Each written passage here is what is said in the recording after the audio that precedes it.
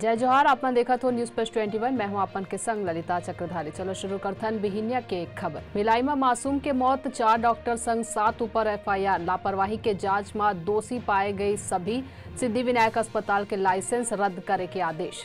मध्य प्रदेश में बंसल ग्रुप ऊपर IT के एक्शन। भोपाल, मऊ संग कई शहरन में 40 ठिकानन ऊपर छापा।